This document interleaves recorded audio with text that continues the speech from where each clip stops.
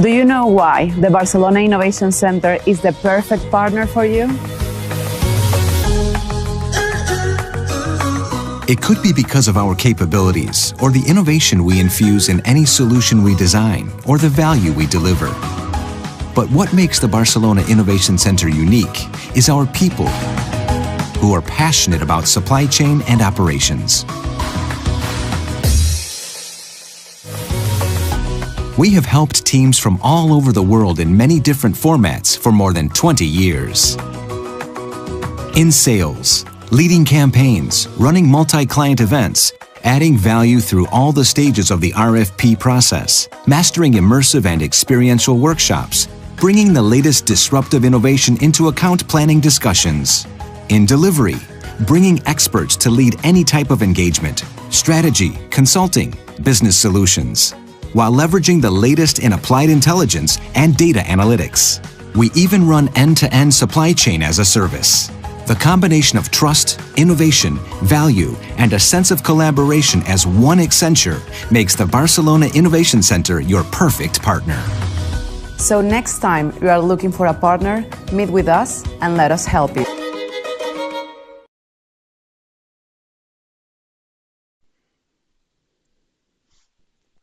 Hi everyone, and thanks for joining us today at this presentation.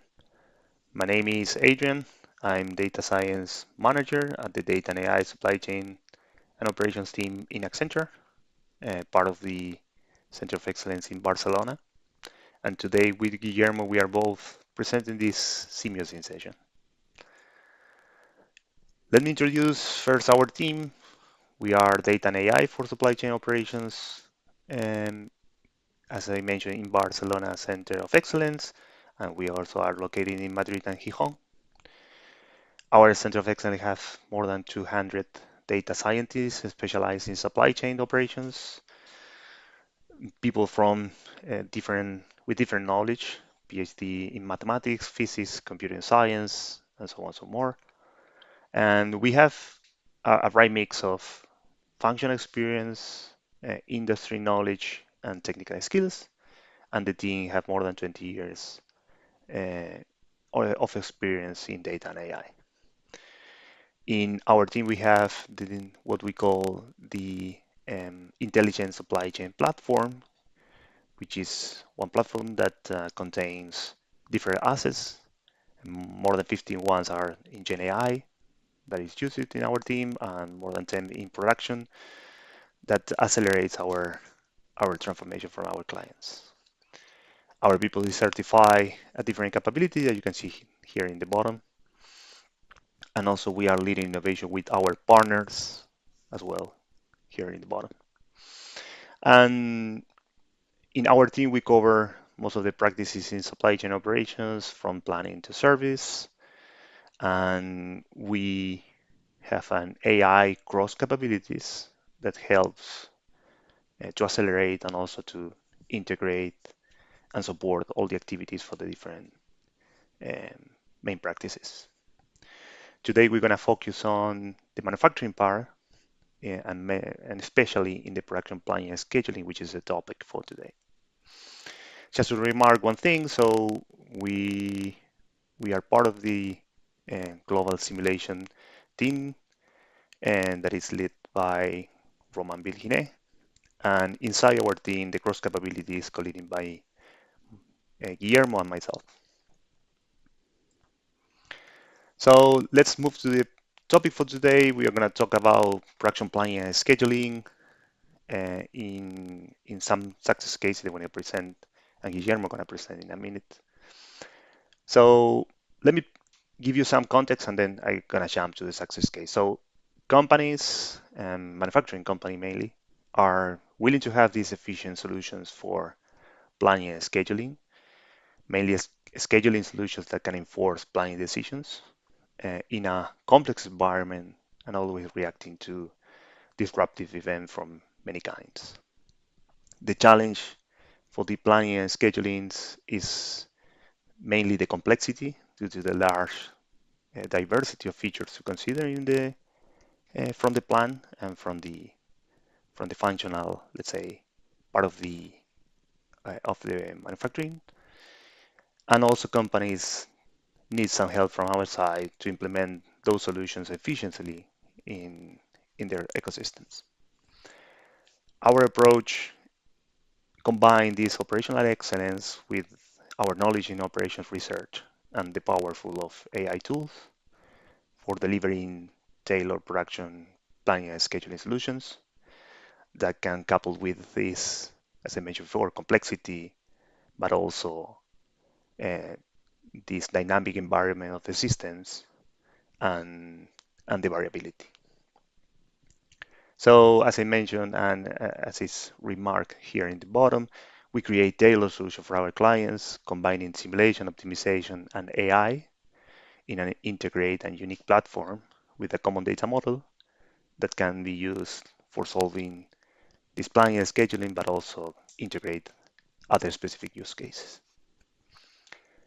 For the case of today, we're gonna present a success case for manufacturing line scheduling for a global consumer goods company, in where we develop a data-driven production scheduling digital twin solution that integrates the business rules, the process knowledge from the planners, and the expert knowledge from the planners, the performance trends, the balancing of the different lines, everything to create a tube level SKU schedule and unlock further values for the manufacturing lines.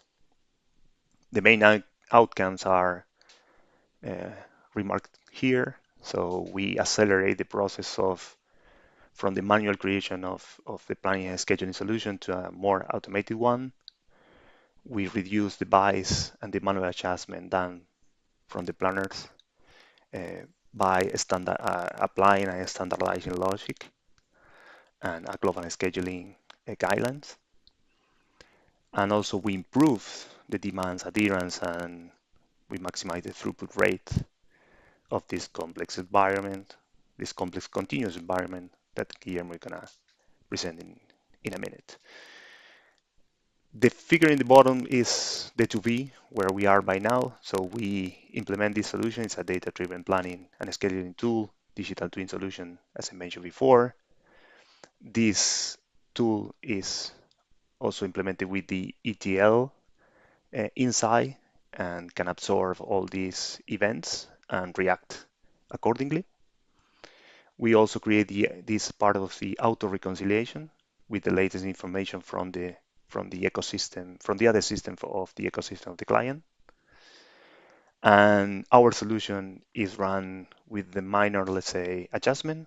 In reality, no need for any adjustment because it's based on the standard guidelines, but we let the planner, if needed, to do it manually for any kind of change.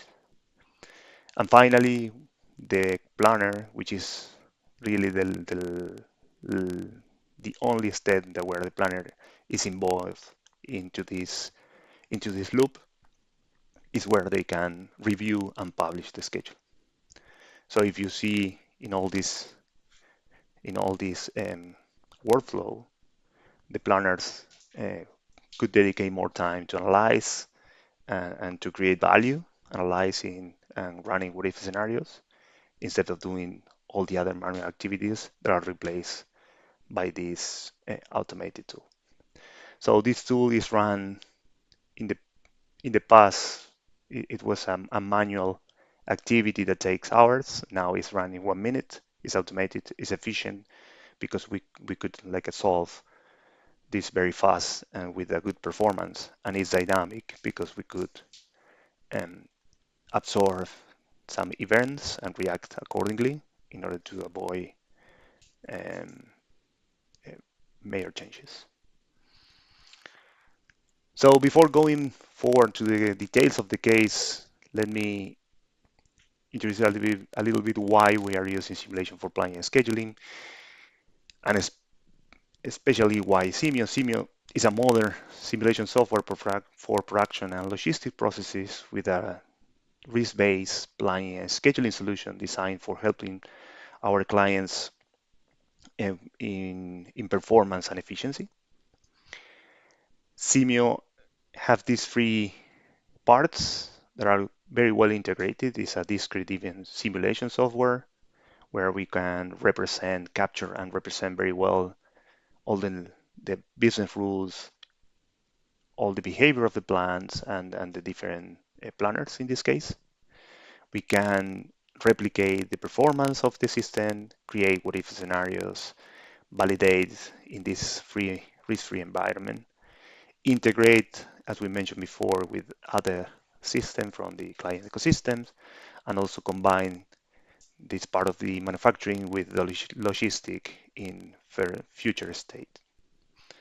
This part is also connected with the risk-based planning and scheduling solution provided by Simio, where we can represent in a Gantt chart all the schedule. As well, we can run the deterministic or the stochastic part and doing this risk analysis, and also can help to do resource allocations and uh, create a plan for the replenishment of the materials.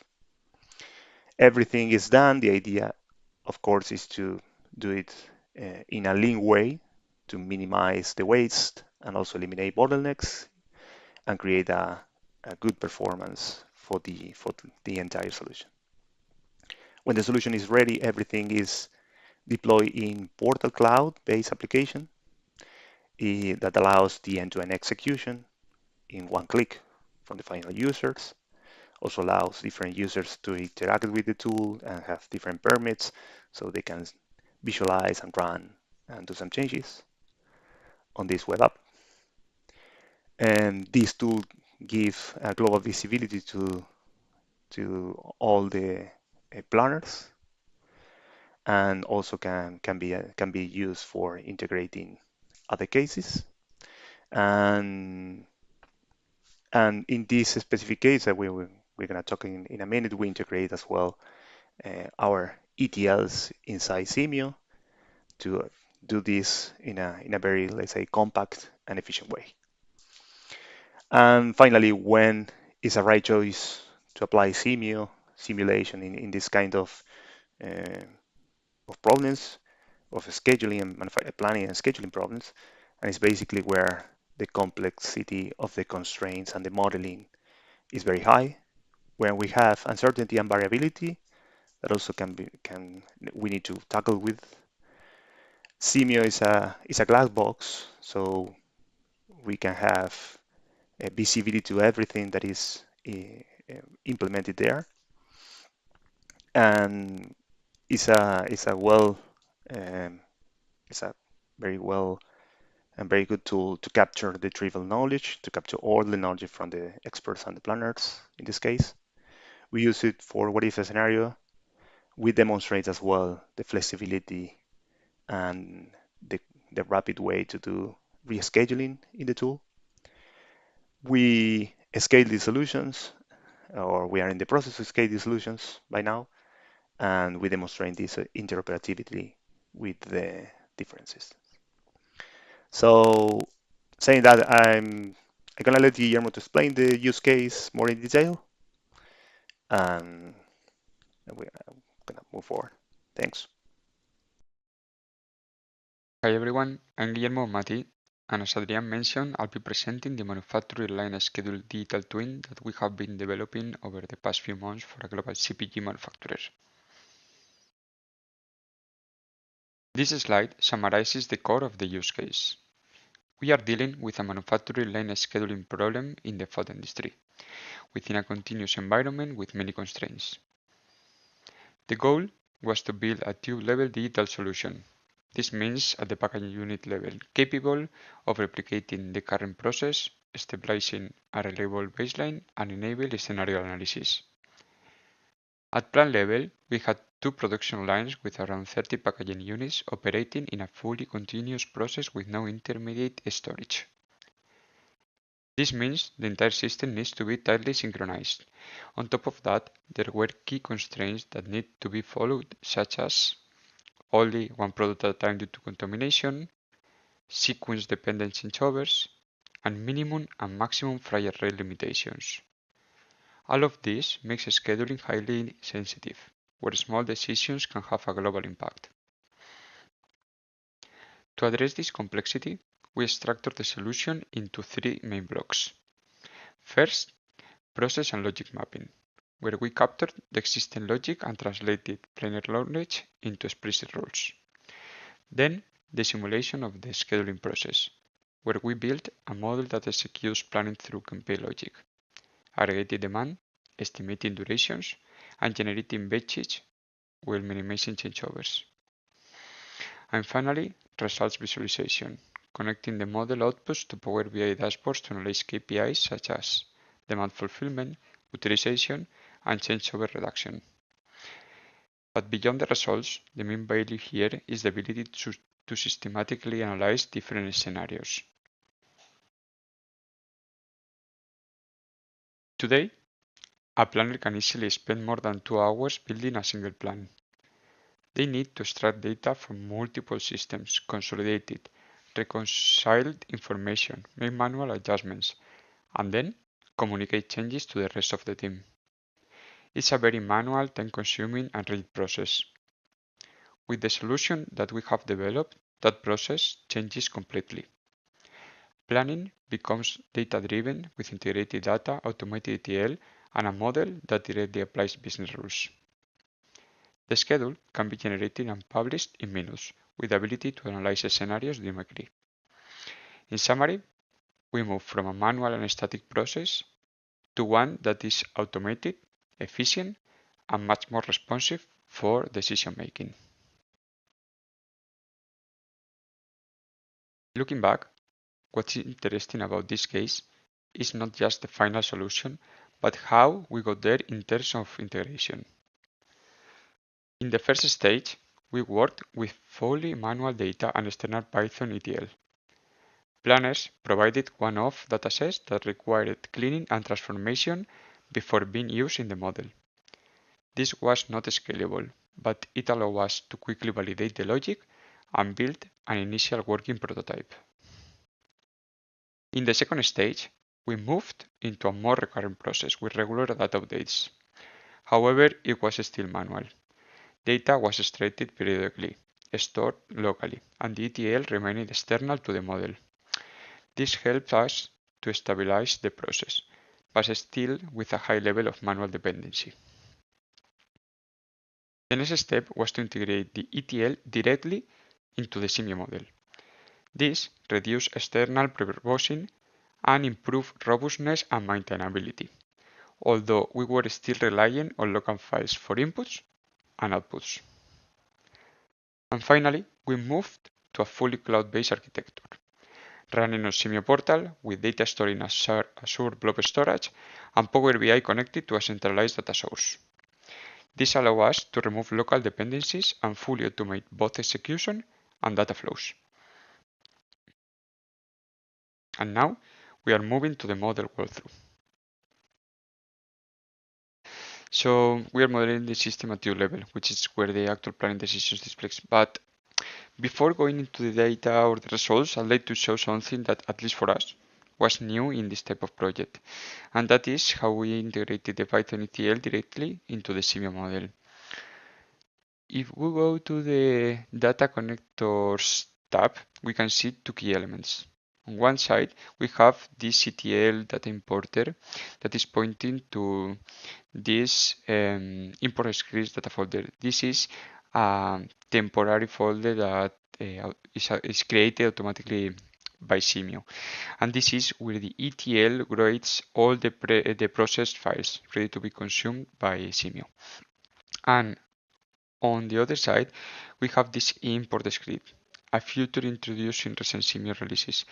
This script can be created directly from here. And once created, it can be edited in your preferred development environment. In our case, I use PyCharm. If I click on edit user scripts, well, I have already opened it, but if you click, it will pop up PyCharm or any other IDE. And what you will see is a virtual environment that is automatically created by Simio that already has inside Python installed. And This script by default is called import script py.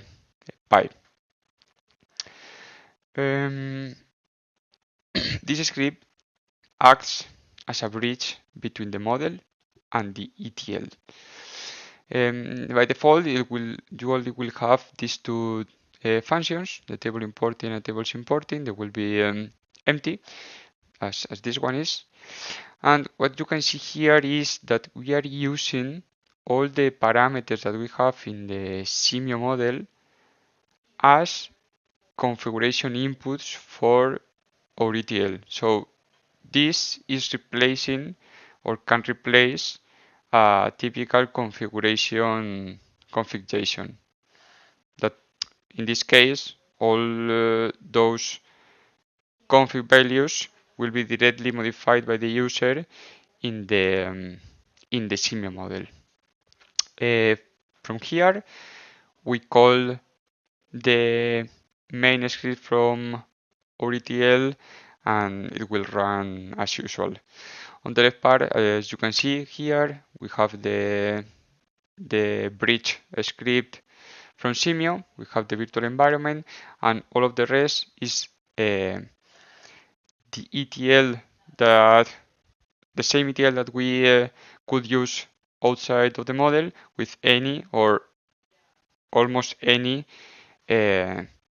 modification. There's only one modification that you need to do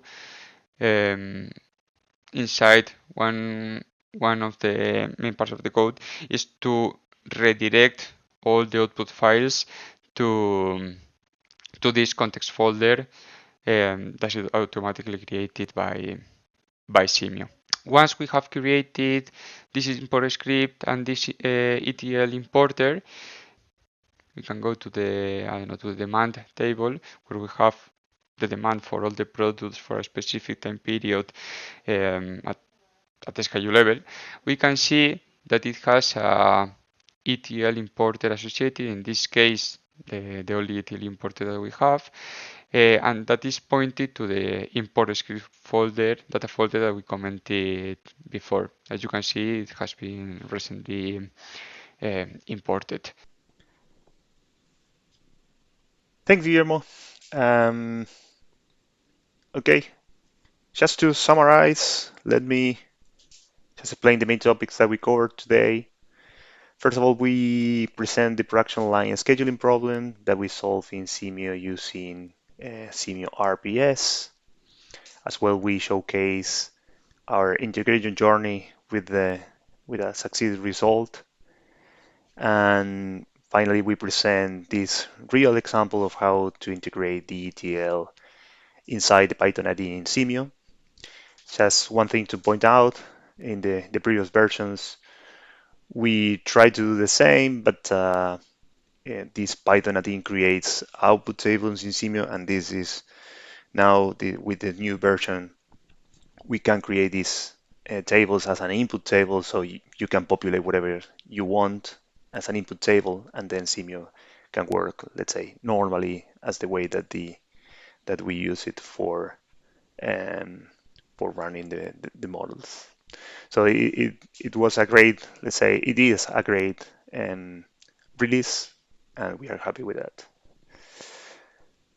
So next, our takeaways, just for the people that want to do something similar, we are creating this integrated solution with the Python ETL embedded into the Simio model that allows us to deploy faster. We recommend it when you have multiple models, each with a different ETL. That was our case at the very beginning. And this gives you the chance to work independently to the client integration team, and as well in our case. So we did everything independently, let's say, of the integration team. So because of the Python script, everything is integrated in Simio. And so we could manage to do any change inside, let's say, the model packet in Simio. So if we don't need, let's say, to coordinate with other teams. And it's an easy journey that for sure we're gonna take it as well for the following project that we have.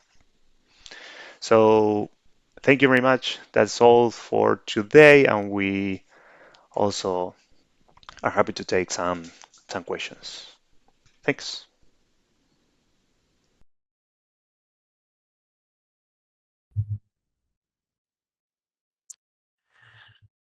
Hello, Adrian, Guillermo. Thank you for the great presentation. How are y'all doing today? Hey, thank you. All good. How about you? I am doing well. I'm doing well. It's exciting to see the Python application inside Simio, so I appreciate y'all presenting an actual application here. We do have a few questions here from the audience, so go ahead and roll into those. The first one here is actually on the screen. So could y'all talk a little bit about the learning curve for someone who knows Python, but applying it inside the Simio model and what that journey was like? Sure. So, to be honest, the same day that this new release of Simio was published, we were already trying to use, as we need to integrate something quickly into the model to deliver to the client.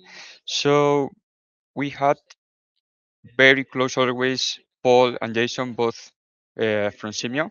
We had a lot of support from them during the project, which is appreciated, and they help us doing for the first time. But once you have doing once, it's pretty straightforward. You only need to understand three different things, I would say. The first one is how to import Python packages in the Simio environment. That is Mm, a little bit different as you will do it in any Python project. mhm, Second, how to or understand that you need to redirect the outputs from your ETL to the folder that Simio expects to read information. And the third one is how to use the parameters of your Simio model as configuration parameters of your ETL. And for that, there is a Simbit solution that we only need to open it and to follow the extractions and the example. But apart from that, it's pretty straightforward. And you don't need to apply many modifications to your Python script in order to use it inside the model. okay, that's great to hear. I think we can move on to the next question then. Have you all explored, and I know you said you jumped on pretty early with the release. Have you explored other applications of Python with Simio outside of hmm the data import side? hmm So not too much, just because we just delivered this model with detail integrated, and we didn't have much time to explore new applications. But I'm sure that we will continue use it in all the projects that we use Simio. Because if you think about it, when you deliver a product, a model, in this case to a solution to any Hmm. customer, they expect to be easy to use. So you Hmm. cannot ask them to, hey, in order to run the model, first open PyCharm, run your ETL in order to pre-process all the data, and then go to Simio and now run the model. They expect to just click on the run button and work. So for sure, we will continue using this new feature of Simio. That's great. Yeah, it is nice to have the end-to-end solution all within hmm the one application, right? And not needing to click around. Yeah, So exactly. that's great. That's great.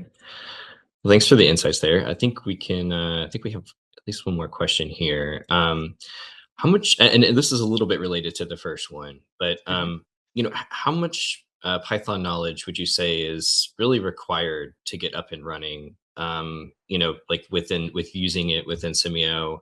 Like, do you need to be an expert within Python to utilize this functionality? No, not really. As I said, I mean, you need to know the basics, right? But for Hmm. example, in this project, we were many people. It was just not me, and I was not in charge of developing all the ETL, of coding all the ETL. So I didn't have all the details of the Python script, but I didn't need to know all the details in order to integrate into the model. As I mentioned before, I just need to learn how to import the Python packages and how to redirect the output from the ETL to the folder which is going to use Simio. Okay. And how much experience with Python have you personally had before this endeavor? I mean, I have experience as I have been Mhm. working now for many years in Accenture, but I'm sure that anyone who knows the basics of Python and the basics of Simio, they will be able to integrate any script into the model. That's great to hear. That's great to hear. All right. Well, I think that's all the questions we had for today. Oh, actually, I'm sorry. I think we have one more. Do you think Python will impact the time like to deliver your all's projects going forward? Mm, for sure, it will decrease uh, the developing time of the projects because when you integrate one script into the model, you don't need anymore to do everything in two different blocks. I mean, if when you receive new Hmm. piece of data in order to test your model, before this release, we needed to Hmm. reprocess the data outside of the model and Hmm. then point Simio to the folder when you are putting all of this information and then run the model. Now everything can be done in just one click. Nice. So even just from the execution time alone, That's it. feels like faster. That's great. And Great. Brian, so Yeah. as I would say in the on the video, so we don't need uh, any uh, to have any dependency with other teams as well for this ETL. So in our specific part of the project, we create the ETL to input everything and transform the data and put everything for Simio, and also the ETL to export to other systems. And we don't have that dependency to other, let's say, teams that need to create the pipelines and everything to works, let's say. And so we can capture everything and put it in a compact way to deliver something very quick. And this is one part. The second part is here we are exploring only Python for the ETL, Hmm. and uh, as everybody knows, so Python can be used for many other things, and we Hmm. are also working with that for integrating any other use cases that we have related with simulation and planning scheduling as well. That's great. That's great. So yeah, streamlining of things like execution and even just like the team involvement. That's great. All right. Well, I think we can get to the next question then here. When was the Python integration something that you started to including in new models? Or was it? Sorry. Or was it also able to be applied to previous models you had? Is this like only new models? Or are you thinking back and applying it to new older models as well? Um, okay, so for the moment we just did it for this model, but of Hmm. course we could consider to do it or to integrate ETLs into models that we have already completed, because it's just a matter to saving it as a new version, as the new version of Simio, and take ETL that is outside of the model and integrate it in just a few steps. I mean, it takes less than half an hour to integrate everything, so it could be useful. Okay, that's great. We have some more questions here. Can Simio integrate with the real time data or external systems? Yes, indeed, in Yeah. this project, we are reading the ETL, the Python script is reading from blob storage. So we are not Okay. reading from local files in the computer or that have been delivered by email, but we are reading directly from blob storage that is refreshing every 5 minutes or something like that. Okay. That's And great. the outputs are already being exported to Blob Storage, to Azure Blob Storage. Right. Okay. And I think you mentioned it's being visualized in Power BI in the presentation. That's nice. That's nice. That's it. Okay. Great. So how are, I think you mentioned this a little bit, but how are the parameters passed in and out of Python, like to and from Simio? Just like a little bit more specifics on that piece, if you could. Yes. So actually, I made the exact same question to Paul just 1 month ago or something like that, and Yeah. he told me, "Hey, you have this in bit where we explain it really well. Just follow these transitions, follow the example, and if you need extra support or you had any extra questions, you can ask." But as I said, it was pretty straightforward. It's just matter of configuring one function that is already created in the Python script when you click on create a Python script in Simio, and it's pretty straightforward also. That's good to hear. Glad the Simbit was helpful. That's awesome. Okay, we can go to the next question. Do you have any recommendations you would give somebody considering to use Python for their ETL purposes here? Yes. Just begin with the simple. I mean, is the same or it is going to be the same integrating a huge script or a really simple 5 lines script? Just try to create a input table from Python and try to redirect to the folder which it needs to be put. And if you manage to if you achieve it, if you do it properly, then expanding that to a huge script is going to be exactly the same. So just begin with the basics, and the rest will be really easy for you. Great recommendation. All right, I think we'll go to the next question. How do you think Python as a part of like export and import ETL will change the time Python want to deliver projects going forward? Do you think that's going to help in your delivery time? I think is the question there. I think the answer is really similar to the one that we made before, but it's going to reduce time from execution. I mean, if you can do everything just with one button, the run button from Simio, why would you do it in different blocks? No, instead of just importing or running a script outside of Simio and then exporting manually to a specific folder, why can't you do everything just one click? Right. Yeah, and we found that typically in that import process, there's some type of transformation or filtering that's required. So it's nice to have Python be the avenue for that, and it's all done, with that click, like you said, and not on a multiple click phase or multiple application effort either. So okay, we can go to the next question here. As far as like delivering everything, how do you deliver Python as the part of the solution to your end customer? We just, in this case, for example, the customer uh, wanted to have the model. Okay, so we deliver the model in 3 different versions.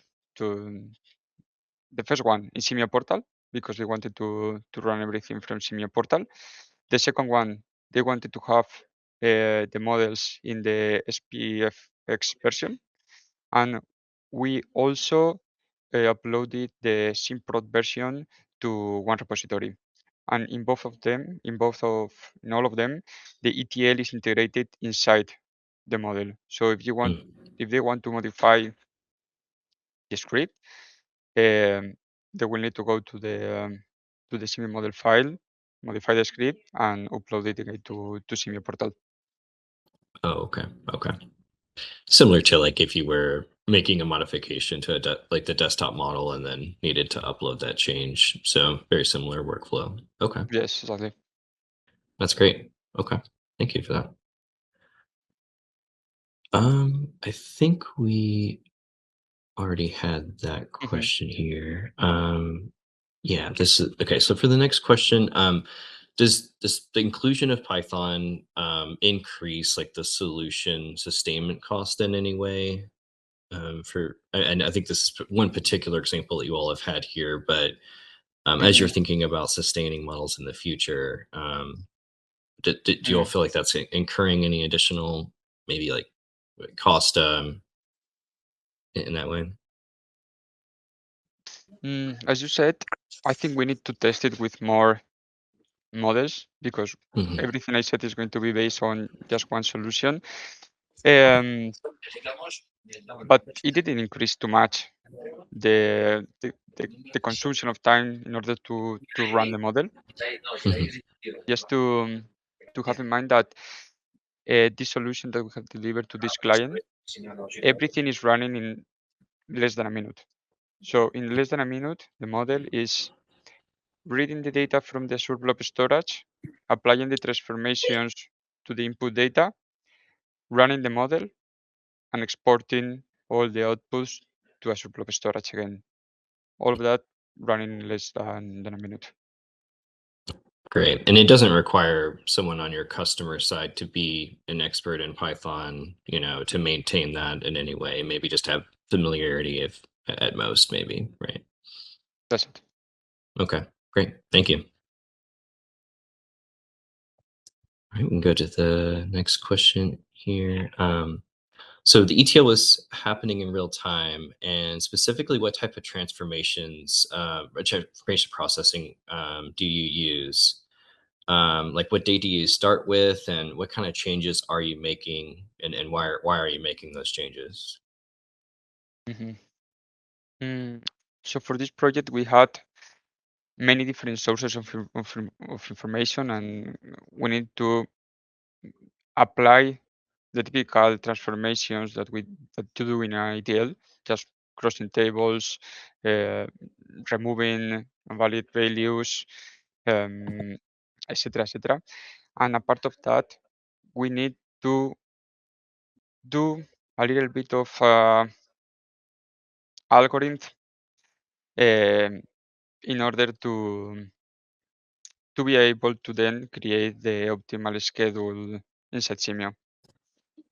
But the transformations were really basic. Yeah, I know. Even from Mhm. my experience, it's kind of you have to do some specific formatting for Mhm. Simio if you want to have like an object creation table or Yes, defining or the imagine relationships. you are importing tables directly from Blob Storage. Hmm. Those tables are directly reading from the system from the client, and Hmm. sometimes it's just basic as you have an awful header in the top of the CSV table that cannot Hmm. Yeah. be reading directly Hmm. from Simio. And you need to it's a silly thing because you just need to apply some format Hmm. modifications and remove a couple of rows, but they are needed in order to be Right. consumed by Simio. Certainly. And that's great, that it's like not just maybe data manipulations that we would Hmm. commonly see, right, with SQL and stuff, but also formatting if needed Hmm. for the CSVs. So an additional benefit there. Yep. Um, Great. All right. So are there any plibs for specific functions? I'm thinking that's the uh, libraries for Python. IO is, for example. Sorry, I don't have much more context on that one. I think they're referring to specific Python libraries for input outputs. In this case, Mm, as I mentioned before, uh, I didn't code all the script here, but I think there are specific input libraries or specific Python libraries that we use in order to read tables from Azure Blob Storage. But if you want to read input error from local files, you always can use, for example, pandas. Okay. But there are also Azure specific functions in order to read from the Azure databases. Gotcha. So yeah, pandas package. Okay. Gotcha.